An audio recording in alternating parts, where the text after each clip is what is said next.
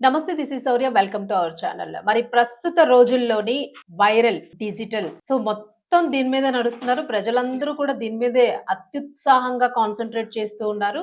అసలు తెల్లవారింది మొదలు 24/7 సర్కిల్ కంప్లీట్‌గా 365 డేస్ ఏవైతే ఉంటాయో, ఈ 365 డేస్ గూడా ఒకటే సర్కిల్‌లో నడుస్తా ఉంది. అది ఏంటి అనంటే viral, digital, YouTube, Insta reels ఇవి మాత్రమే. సో, ఏదైనా మనకి ఏదైనా మన దగ్గర ఒక ప్రొడక్ట్ ఉంది అనంటే దాన్ని మనము ఒక వాల్యుబుల్ థింగ్‌గా వాడితే చాలా బావుంటుంది. దాని తాలూకా వాల్యూ పెరుగుతుంది. దాని తాలూకా లైఫ్ టైమ్ బావుంటుంది. దానికొక రెస్పెక్ట్ అనేది ఉంటూ ఉంటుంది. సో, ఏదైతే ఈ డిజిటల్ అనేదొచ్చిందో మరి ఇది ప్రపంచ వినాశనానికొచ్చిందా? లేదంటే అసలు, అసలు దేనికొచ్చింది అన్నదైతే మాత్రం ఒక బిగ్ క్వెషన్‌గా మారింది. ఎందుకంటే దీన్ని ఎలా వాడాలో అలా వాడాల్సిన పద్ధతిలో అసలు ఎక్కడా వాడుతున్న పరిస్థితి కనిపించడం లేదు అని అంటున్నారు నిపుణులు. అయితే ఇది దాదాపుగా 100% 80%, 85% కంప్లీట్‌లీ మిస్‌యూజ్ అవుతూనే ఉంది. రిమైనింగ్ ఏదైతే 25, 20% ఆర్ 15% ఉందో ఇది మాత్రమే సమాజానికి ఉపయోగపడే విధంగా యూజ్ అవుతుంది అని చెప్పేసి నిపుణులు హెచ్చరిస్తూ ఉన్నారు. అలాగే దీనికి సంబంధించి ఎప్పుడైతే మనకి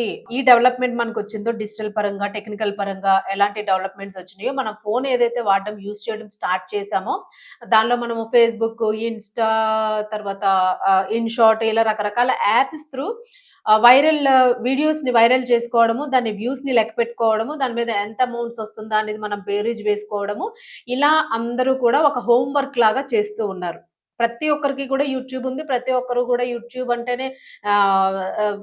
అంటేనే వాళ్ళు ఇన్‌ఫ్లుయెన్సర్స్ గావచ్చు, లేదు అనంటే అసలు జర్నలిజం కాపోయినా జర్నలిజం అని ఏది పడితే అది వాగుతా ఉన్నారు. సో, ఇట్లాగా ఆ! క్షమించండి, తప్పుగా అనడం లేదు ఎవరిని నేను. ఎవరైతే ఇలా చేస్తున్నారో సభ్య సమాజానికి ఎలాంటి మెసేజ్ ఇస్తున్నారు? ఇలాంటి మెసేజే ఇస్తారా మీరు? ఇది సమాజానికి ఉపయోగపడే అంశమేనా? అని ఎవరైతే గుర్రుగా ప్రశ్నిస్తూ ఉన్నారో, ఎవరైతే ఆగ్రహాన్ని వ్యక్తం చేస్తూ ఉన్నారో, మనం ఈ సమాజంలో బతుకుతూ ఉన్నాము. మనం ఒంటరిగా లేము. మన చుట్టూ అనేక మందున్నారు. కొన్ని మిలియన్ల ప్రజల మధ్యన మనం ఉంటూ ఉన్నాము. మన రోజువారీ జీవితాన్ని గడుపుతూ ఉన్నాము. కుటుంబంతో ఉంటూ ఉన్నాం అనేటప్పుడు ప్రతిదానికి ఒక సర్కమ్‌టెన్సెస్, ఒక సరిహద్దులు, ఒక మనకంటూ ఒక ఉంటుంది. ఒక చోట ఉన్నామనంటే మన మన లైఫ్‌కంటూ ఒక మీనింగ్ ఉంటుంది. ఈ ఈ పని ఇలాగే చేయాలి. ఈ పని ఇలాగే చేయాలి. ఇలాంటి పనులన్నిట్లికి గూడా ప్రతి పనికి గూడా ఒక పద్ధతంటూ ఉంది అని. సో, వీడియోస్ చేయడం అస్సలు తప్పు కాదండి. వీడియోస్ చేసుకోవచ్చు. అది అందరికి ఎవరి పర్సనల్ వారిది, ఎవరి ఛానెల్స్ వాళ్ళవి. వీడియోస్ అన్నీ చేసుకోవచ్చు. అది మెసేజ్ ఓరియెంటెడ్ అయితే చేసుకోవచ్చు. ఎయిదర్ మీ టాలెంట్‌ని ప్రూవ్ చేసి కొంతమంది మిమిక్రీ చేస్తారు. కొంతమంది డిఫరెంట్ డిఫరెంట్ ఎక్స్‌ప్రెషన్స్ పెడతారు. కొంతమంది గార్డెనింగ్ చేస్తారు. కొంతమంది కొన్ని బొమ్మలు చేయడం చూపిస్తూ ఉంటారు. కొంతమంది ఆన్‌లైన్ క్లాసెస్ చెప్తూ ఉన్నారు. ఇంగ్లీష్ ఇట్లాంటి క్లాసెస్, స్పోకెన్ ఇంగ్లీష్ క్లాసెస్ చెప్తూ ఉంటారు. అలా లాంగ్వేజ్ క్లాసెస్. కొంతమంది కూచిపూడి, భరతనాట్యం లాంటివి చూపిస్తూ ఉంటారు. సో, ఇట్లాంటివి సమాజానికి ఉపయోగపడతాయి. సో, ఇలాంటివన్నీ గూడాను ఒక ఎడ్యుకేషన్‌కి సంబంధించినవి, ఒక కళకి సంబంధించినవి. సో, అలాంటి స్కిల్ ఉన్న వాళ్ళందరూ గూడా ఈ ఛానెల్స్‌ని, ఈ యూట్యూబ్ అనేదాన్ని, ఇన్‌స్టా రీల్స్ అనేదాన్ని ఇలా వాడితే చాలా బావుంటుంది. ఇలా వాడితే కొంత డెవలప్‌మెంట్ గూడా ఈజీగా గ్రాస్ప్ చేసుకోవడానికి. ఎందుకంటే చూస్తూ మనం వినేదానికి డెప్త్ నాలెడ్జ్ ఒస్తుంది. చూస్తూ వినేదానికి కళ్ళతోని చూస్తూ మనము మాటల్ని మనం ఏదైతే మన బాడీలో ఉన్న సర్వర్ ఏదైతే సేవ్ చేసుకుంటుందో, సో, దానికి సంబంధించి మన ఇప్పుడు టెక్నికల్ భాషలోనే. సో, అది ఇంపాక్ట్ చూపిస్తుంది. సో, దాని వలన నాలెడ్జ్‌ని తొందరగా గెయిన్ చేసే ఛాన్స్ ఉంటుంది. That is okay. That is very very fine. కానీ దీనికి కొంత ఏజ్ లిమిట్ ఉంటుంది. యూట్యూబ్ అంటే కొన్ని రిస్ట్రిక్షన్స్ ఉంటాయి. దానికి ఏజ్ లిమిట్ ఉంటుంది. అలాగే అడల్ట్ కంటెంట్ ఉంటుంది. అలాగే యానిమల్‌కి సంబంధించిన వయలెన్స్ ఉండకూడదు. అబ్యూజింగ్‌కి సంబంధించినవి ఎలాంటివి వాడకూడదు. అలాగే చిన్న పిల్లలకి సంబంధించినవి ఎటువంటివి దానిలో పెట్టకూడదు. ఒకవేళ పెట్టాము అనంటే అసలు అది ఏంటి వీడియో అనేది వీడియో బ్యాక్ ఎండ్‌లోన సర్వర్ ఏదైతే దానికి సంబంధించి వర్క్ చేస్తూ ఉంటుందో, దానిలో కొన్ని నిర్దిష్టమైన పరిమితులున్నాయి. ఈ పరిమితుల్ని క్రాస్ చేయకూడదు అని చెప్పేసి యూట్యూబ్‌లో గాని, ఇన్‌స్టాలో గాని వీటన్నిటిలో గూడా ఉంటుంది. బట్ ఏవి లెక్క చేయకుండా ఇవన్నీ క్రాస్ చేస్తూ వ్యూస్ కోసము, లైక్స్ కోసము రకరకాలుగా ప్రయత్నాలు చేస్తూ ఉన్నారు. సో, అది మనం తప్పు పట్టడానికి కూడా లేదు. ఎందుకంటే దాని మీద ఒక రూపాయి వస్తుంది. ఆ రూపాయి కోసం మేము కష్టపడుతున్నాము. మా స్తోమతకు తగ్గట్టుగా మాలో ఈ టాలెంట్ ఉంది. మేము ప్రూవ్ చేసుకుంటాము అని చేస్తున్నారు. సో, అంతవరకు ఓకే. అది వాళ్ళిష్టము.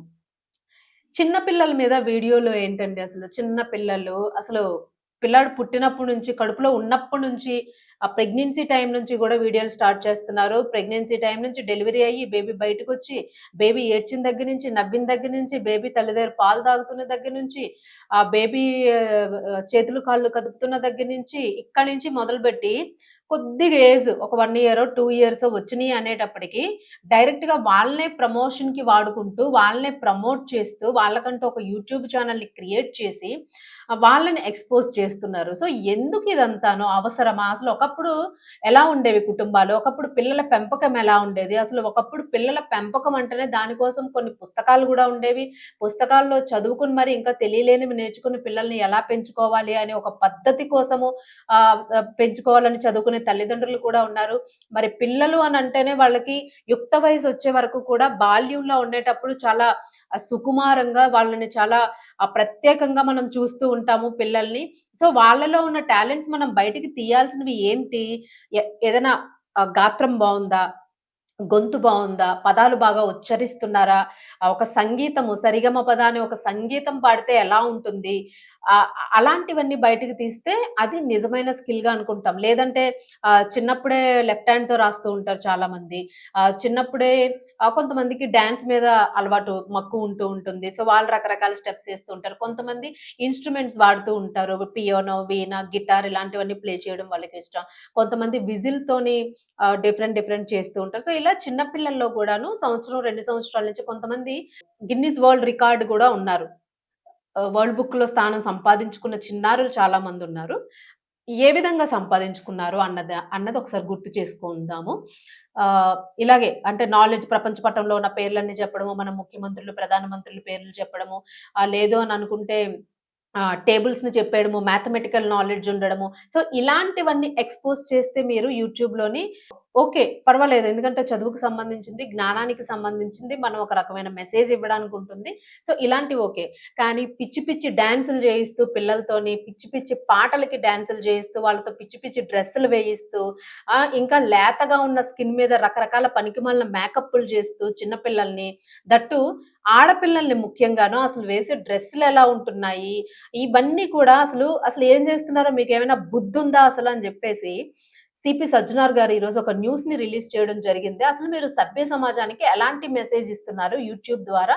చిన్న పిల్లల్ని కంటెంట్‌గా వాడుకొని రూపాయి కోసం, డబ్బుల కోసం ఇలా ఇంతకు తెగిస్తారా అని జెప్పేసి ఆయన ఒక మెసేజ్ అయితే రిలీజ్ చేసినట్లుగా తెలుస్తోంది. ఇది మనకి పత్రికల ద్వారా వచ్చిన సమాచారం. అలాగే మరి వీడియో రూపంలో గూడా ఆయన తెలియజేసినట్లుగా తెలుస్తోంది. సో, ఆయన ఏం చెప్పారో ఒకసారి చూద్దాము. అసభ్యకర కంటెంట్ పోస్ట్ చేస్తున్న యూట్యూబర్లను హైదరాబాద్ సిపి సజ్జనార్ హెచ్చరించారు. వ్యూస్, లైక్స్ కోసం చిన్నారుల భవిష్యత్తును పణంగా పెట్టడం సరికాదు. అసభ్యకరమైన కంటెంట్ చేస్తూ సభ్య సమాజానికి మీరేం సందేశం ఇస్తున్నారు? ఇది పీఓ, యాక్ట్ కిందకి వస్తుంది. మైనర్లతో ఇలాంటి వీడియోలు చేస్తే కఠినంగా శిక్షలు తప్పకుండా అనుభవించాల్సి ఉంటుంది, తీసుకుంటారు అని చాలా క్లియర్ కట్‌గా చెప్పారు. సో, ఇదే డెడ్‌లైన్‌గా అనుకోండి. ఇక నుంచి ఎవరైనా వీడియోలు చేస్తే దీన్ని పరిగణలోకి తీసుకోవాల్సి వస్తుంది అని చెప్పేసి సిపి సజ్జనార్ గారు వెల్లడించడం జరిగింది. మరి యువతకి స్ఫూర్తినిచ్చే, ఆదర్శంగా నిలిచే వ్యక్తుల ఇంటర్వ్యూలను చేయడానికి ప్రయత్నం చేయండి. ఎంతవరకైనా సభ్య సమాజానికి ఒక మెసేజ్ ఓరియెంటెడ్‌గా ఇవ్వడానికి ప్రయత్నం చేయండి అని వారు తెలపడం జరిగింది. మరి ఇది అంటే పొద్దున్నుంచి సాయంత్రం వరకు మనము స్వైప్ చేస్తూనే ఉంటాము. మనకొక ఎంటర్‌టైన్‌మెంట్ ఒస్తుంది అని మనం గూడా దీన్ని ప్రోత్సహించడం అనేది ఎట్టి పరిస్థితుల్లోనూ కరెక్ట్ కాదు అని జెప్పేసి మానసిక నిపుణులు గూడా చెప్తూ ఉన్నారు. అలాగే పిల్లలకి సంబంధించి ఆహ్, ఏదైతే కొన్ని చట్టాలున్నాయో, ఈ చట్టపరంగా గూడాను వాళ్ళు మైనర్‌గా ఉండేటప్పుడు ఎలాంటి వీడియోలు తీయడం గానీ, వాళ్ళని స్క్రీన్ మీద ప్రొజెక్ట్ చేయడం గానీ డైరెక్ట్‌గాను కరెక్ట్ కాదు అని. ఎందుకు అనంటే ఇప్పుడు సమాజంలో చూస్తూ ఉన్నాము. అనేక రకాల అఘాయిత్యాలు జరుగుతూ ఉన్నాయి. మరి పిల్లలకి సంబంధించి ఆడపిల్లలు, మగపిల్లలు అని గూడా లేకుండాను అంటే ఎక్కడో ఏదో జరిగితే అమ్మాయిల డ్రెస్సులు సరిగ్గా వేసుకోవడం లేదు. ఈ డ్రెస్సుల వలన లేదంటే మాక్సిమం ఇదే కామెంట్స్ వస్తూ ఉన్నాయి. సో, వీటి వల్లనే ఇలాంటి అబ్యూజింగ్స్ అవి జరుగుతూ ఉన్నాయి. మిగిలిన వాళ్ళదేమి తప్పు లేదు అని జెప్పేసి ఏవో కొన్ని సంఘాలు ఖండిస్తూ ఉంటాయి. ఓకే. అది వెల్ అండ్ గుడ్. నిజంగానే పోనీ వాళ్ళకి అలాగే వచ్చిందనుకుందాం. చిన్న పిల్లలదో ఏముంటుందండి అసలు? చిన్న పిల్లల్లో అసలేం కనిపిస్తుంది? మగపిల్లాడు, చిన్న పిల్లాడు వాళ్ళలో ఏం కనిపిస్తుందసలు మనం అబ్యూజ్ చేయడానికి? అంటే మనం ఇచ్చే ప్రొజెక్షన్ ఏదైతే ఉంటుందో పిల్లలు ఒక స్టెప్ ఏసారనంటే బాడీని రకరకాలుగా తిప్పుతూ ఉంటారు. సో, ఆ తిప్పడంలోనే అట్రాక్ట్ అవుతాం మనం. అంటే బాడీని ఏ టైప్ ఆఫ్ మూవ్‌మెంట్ చేస్తున్నారో, ఈ మూవ్‌మెంట్స్‌కి అట్రాక్ట్ అయ్యేవాళ్ళు చాలా మంది ఉంటూ ఉంటారు. అలాగే ఒక్కొక్కళ్ళు ఒక రకమైన కళ అట్రాక్ట్ చేస్తూ ఉంటుంది. సో, ఇటువంటి వాటిని గూడా దారుణమైన, కీచకమైన ఆలోచనలతో నిండిపోయిన బుర్రలేవైతే ఉన్నాయో, వీళ్ళు అలాంటి వాళ్ళందరినీ క్యాప్చర్ చేసి, ఒక ప్రమాదకరమైన పరిస్థితికి తీసుకొచ్చే అవకాశం గూడా ఉంది అని చెప్పేసి, దీని సారాంశంగా మనకి సజ్జనార్ ఏదైతే చెప్పారో ఉంది అని చెప్పి మానసిక నిపుణులు గూడా చాలా ఏళ్లుగా హెచ్చరిస్తూ ఉన్నారు. ఎప్పుడైతే మనకి వైరల్‌గా యూట్యూబ్, ఇన్‌స్టాస్ ఇవన్నీ వచ్చినాయో, సో దీనికి సంబంధించి హెచ్చరికలైతే చేస్తూనే ఉన్నారు. మరి this is final and last warning అన్నట్టుగా ఉంది సజ్జనార్ నుంచిను. ఇలాంటి కంటెంట్ ఏదైనా పిల్లలకి సంబంధించి మాత్రం రిలీజ్ చేస్తే చట్టపరమైన చర్యలు వాళ్ళని మనం మనీ పరంగా గాని, దేని పరంగా గాని పిల్లల్ని ఒక కంటెంట్‌గా వాడుకొని ప్రొజెక్ట్ చేసినట్లయితే తర్వాతొచ్చే పర్యవసానాలకి ఖచ్చితంగా మీరు శిక్షకి అర్హులు కావాల్సిందే. దానికి తగ్గ ఫైన్స్ ఉంటాయి, జైలు శిక్షలుంటాయి. సో, సమాజంలో పూర్తిగా పరువు పోయే అవకాశం గూడా ఉంటుంది. మరి పిల్లలున్న తల్లిదండ్రులు ఎవరైతే యూట్యూబ్స్‌కి సంబంధించిన విలువల్ని దాటి మనం చూపించకూడని మెసేజ్ ఏదైతే చూపిస్తూ మనము లైక్స్, డబ్బుల కోసం ప్రయత్నం చేస్తూ ఉన్నామో, దయచేసి వీటన్నింటిని కూడా విరమించుకోండి అని అయితే మనకు అర్థమవుతుంది. మరి జాగ్రత్త వహించి ఇలాంటి ఛానెల్స్ ఏమైనా ఒకవేళ మీరు మెయింటైన్ చేస్తున్నట్లయితే ఖచ్చితంగా ఈ ఛానెల్స్‌ని బ్లాక్‌లో పెట్టుకొని మళ్ళా మీరు ఒక కొత్త కంటెంట్‌తోని ఏదైనా ముందుకొచ్చే ప్రయత్నం చేయండి. ఎందుకంటే ఖచ్చితంగా ఆ వీడియోస్ అనేవి రిపీట్ అవుతూ ఉంటాయి. అవి డైలీగా ఎవరో ఒకరు చూస్తూ ఉంటారు. ఆ స్క్రీన్ మీద వస్తూనే ఉంటాయి కాబట్టి సో, అది కొత్తదా, పాతదా అనేది పక్కన పెడితే ఒక వార్నింగ్ ఇచ్చిన తర్వాత కూడా మనం ఇంకా దాన్ని డిలీట్ చేసుకోలేదు అనంటే మాత్రం ఖచ్చితంగా దానికి గూడా శిక్ష పడే అవకాశం ఉంటుంది. So, be careful. ఇంక ఇటువంటి వీడియోలు చేసే ప్రయత్నాలు చేయకుండా ఉంటే మంచిది. వేరే ఏదన్నా సమాజానికి ఉపయోగపడే మంచి కంటెంట్‌తోని ముందుకొస్తే మనం సొసైటీకి ఏదైనా మేలు చేసిన వాళ్ళం అవుతాం. అలాగే మనలో ఉన్న స్కిల్‌ని బయటకి తీస్తే ఒకళ్ళ మెప్పు పొంది మనకొక గుడ్ విల్ మంచి పేరొచ్చే అవకాశం గూడా ఉంటుంది. మరి ఈ రకంగా ఈ వేలోనే మనం ప్రయత్నం చేసి మన దీనికోసం రీల్స్ మానేయాల్సిన అవసరం లేదు. ఇన్‌స్టాల్ మెయింటైన్ మానేయాల్సిన అవసరం గూడా లేదు. మీరు స్టార్ట్ చేసుకోవచ్చు. బట్ కొత్త కంటెంట్‌తోని మీరు ప్రజల ముందుకు రండి. మెసేజ్ ఓరియెంటెడ్‌గా రండి అని చెప్పేసి ఏదైతే మనకు చెప్తున్నారో మరి దీన్ని తప్పకుండా పాటించడానికే ప్రయత్నం చేద్దాం.